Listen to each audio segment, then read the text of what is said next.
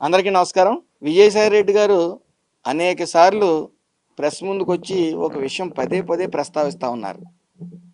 జగన్ రెడ్డిని ఉద్దేశించి, నీ చుట్టూ ఉన్న కోటరీని మార్చుకో, లేకపోతే నువ్వు ఎన్ని పాదయాత్రలు చేసినా, నువ్వు ఎన్ని విన్యాసాలు చేసినా నువ్వు మళ్ళీ సీఎం కాలేవు అని విజయసాయి రెడ్డి పదే పదే చెప్తుంటే నేనేదో అనుకున్నాను. కాకపోతే క్రమేపీ ఆలోచిస్తుంటే నిన్న చేసిన వ్యాఖ్యలు కూడా నా మీద కానీ ఇతర మంత్రుల మీద కానీ ఎమ్మెల్యేల మీద కానీ చేసిన వ్యాఖ్యలు చూస్తుంటే నాకు ఇప్పుడు అర్థమైంది. ఈయన డార్క్ రూమ్ లో ఉంటాడు, ప్యాలెస్లో ఉంటాడు, సడన్ గా బయటకు వస్తాడు, అక్కడ ఓ పిఆర్ఓ ఒక మ్యాటర్ ఇస్తాడు, లేకపోతే కూడా ఉన్న సలహాలు సూచనలు ఇచ్చేవాళ్ళు ఆయన తప్పుడు దోవలో పెడతాడు అని చెప్పి తప్పుడు దోవలో పెడతారని చెప్పేసి నాకు అర్థమైంది. ఎందుకంటే మొన్న కూడా విజయవాడ వరదల్లో ఆయన బయటకు వచ్చి బుడమేరు నది పొంగు పొరిలింది, గేట్లు ఎత్తేసారని విచిత్రమైన వాయిస్ వినిపించాడు ఆయన.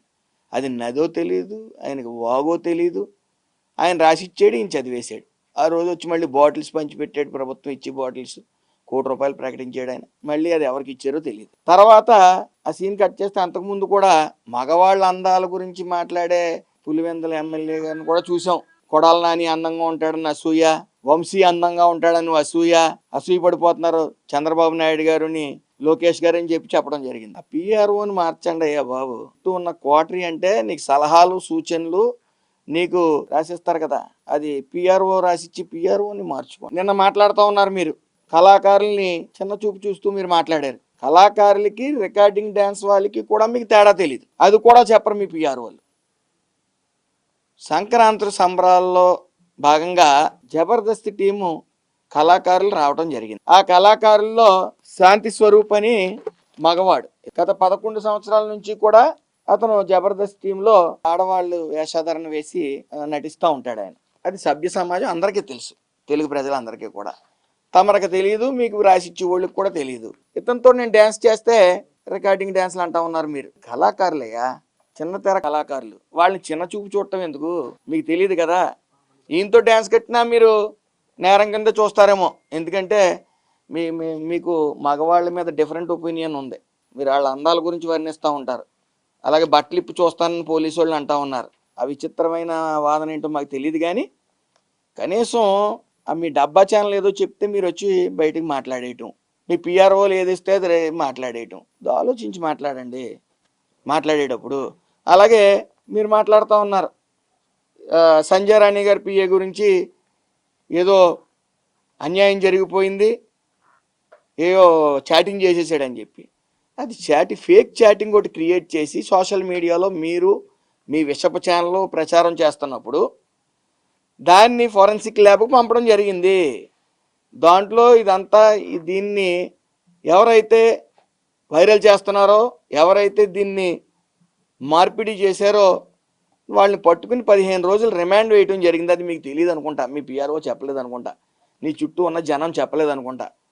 ఇలాంటి ఏదో చేసేద్దామని చెప్పి మీరు పెట్టి మొక్కలు వేస్తూ ఉన్నారు. అలాగే జోగి రమేష్ కూడా కల్తీ మద్యం తయారు చేసి అది ప్రభుత్వానికి ఆపాదిద్దాం, ప్రభుత్వాన్ని అస్థిరపరుద్దాం అని చెప్పి ట్రై చేశాడు, అడ్డంగా దొరికాడు, 83 రోజులు ఉన్నాడు. ఇలాంటి ప్రయత్నాలు చేసి మీరు విఫలయత్నాలు చేసి మీరు అబాస్పాలు అవుతున్నారని మీరు అది గమనించండి. అదేవిధంగా మీరు జైల్లో వేస్తానంటున్నారు ఏంటి? కళాకారులతో మమేకమైనందుకు జైల్లో వేస్తారా? అవునవును, జైలు గురించి మీరే చెప్పాలి, ఎందుకంటే అందులో మీరు సిద్ధహస్తులు, ఎక్కువ రోజులు ఉన్న వ్యక్తి.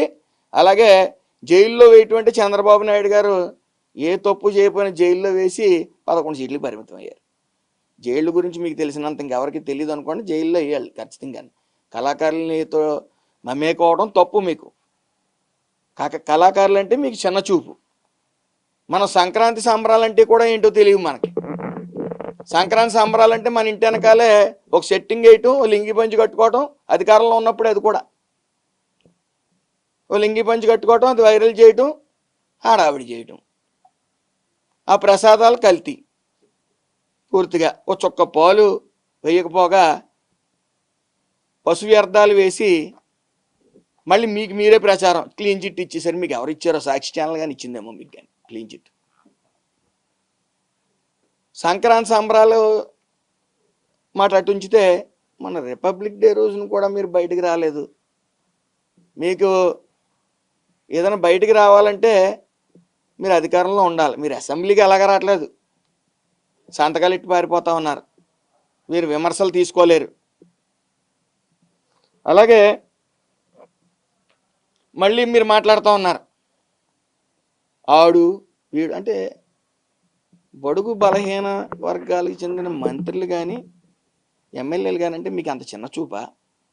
వాడు వీడు అంటారా? భయ మాకు నోళ్ళు లేవా? మాకు సంస్కారం నేర్పారు మా పెద్ద ఆయన, గౌరవం ఇచ్చి పుచ్చుకోండి అని చెప్పి. వాడు వీడని మీరంటే మేము అనలేమా? మీకు ఎవరండి ఇవన్నీ మీకు అన్నీ చెప్తున్నారు పిఆర్ఓలు? మీరు అగ్రెసివ్గా మాట్లాడితే మేము మాట్లాడలేమా? జరుగుతున్న అభివృద్ధి సంక్షేమం మీరు పాదయాత్రలు అంటున్నారు. విజయసాయిరెడ్డి పాదయాత్ర, నువ్వు ఎన్ని పాదయాత్రలు చేసినా నగ్గలేవు అంటున్నారు. పాదయాత్ర చేసి ఏం చేశారు? 2 కోట్ల ముద్దులు ఇచ్చారు జనాలకి, దొంగ హామీలు ఇచ్చారు.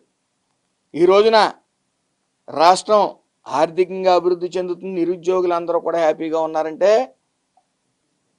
నారా లోకేష్ గారు చేసిన యువగాళం. పాదయాత్ర అంటే అది ప్రజల సమస్యలు తెలుసుకుని ఈరోజు మేనిఫెస్టోలో పెట్టడమే కాకుండా ఈరోజు ఒక్కొక్కటిగా ఇవన్నీ కూడా ఆ సమస్యలన్నీ కూడా తీర్చిదిద్దుతున్నారు. అన్ని సమస్యలు ఒక్కొక్కటిగా మీకు అవగాహన ఉండదు. ఎక్కడో కోటల్లో ఉంటారు, డార్క్ రూముల్లో పబ్జీ ఆడుకుంటా. సడన్గా వస్తారు, ఆడేదో రాస్తాడు మీ పిఆర్ఓ, లేకపోతే మీకు సలహాలు సూచనలు ఇచ్చేవాళ్ళు, అవి మాట్లాడేస్తూ ఉంటారు.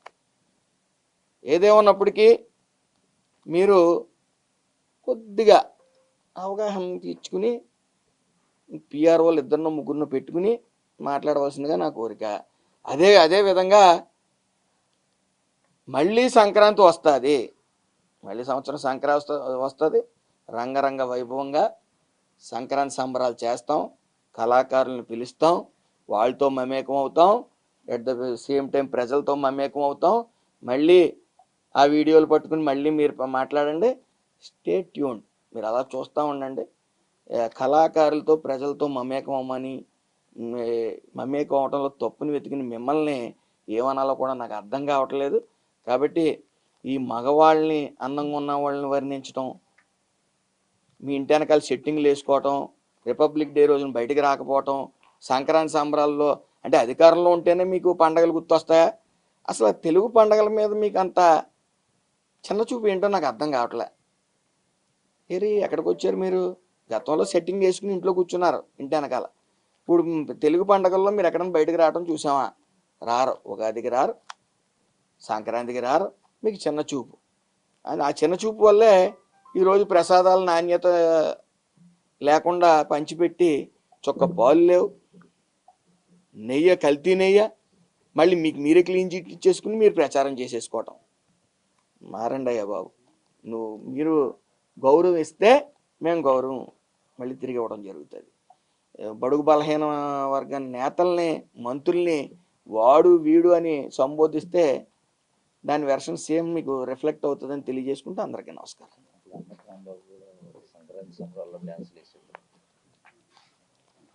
అదేవిధంగా ఈ జబర్దస్త్ టీం గురించి మీకు తెలియదు కాబట్టి మీ కళాకారిణి రోజక్క ఉంది, రోజక్కని అడగండి.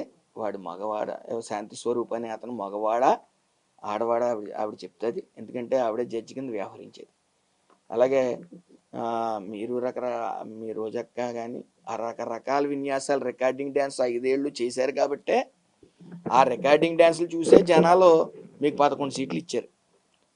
సంక్రాంతి సంబరాలకి, కళాకారులకి, రికార్డింగ్ డ్యాన్సులకి తేడా తెలియని మీకు ఏం చెప్పినా వేస్టే.